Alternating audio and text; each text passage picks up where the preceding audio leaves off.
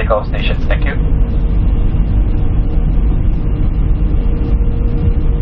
Ladies and gentlemen, please ensure that your seat belts are securely fastened and your window shades are drawn up.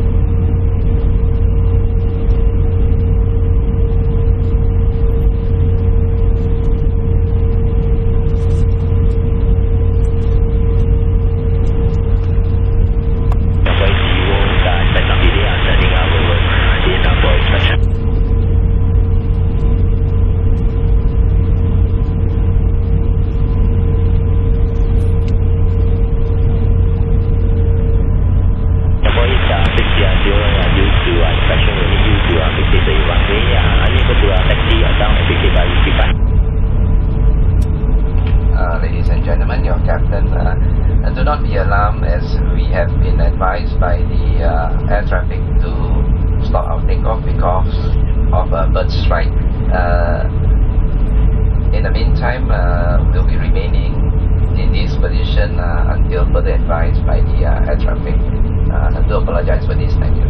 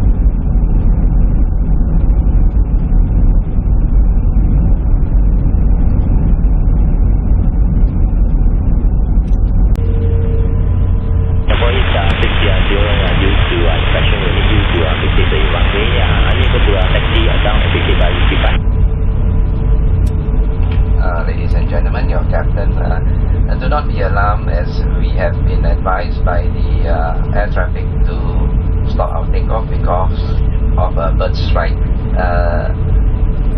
In the meantime, we'll be remaining in this position until further advised by the air traffic.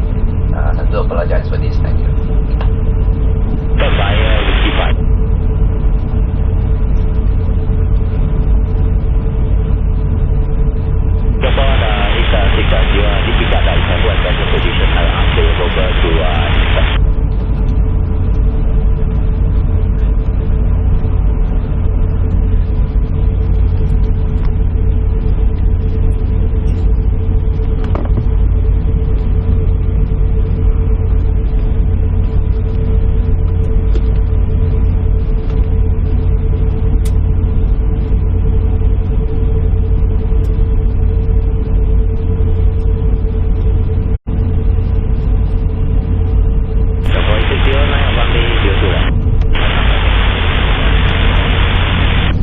Cabin crew to your takeoff stations, thank you.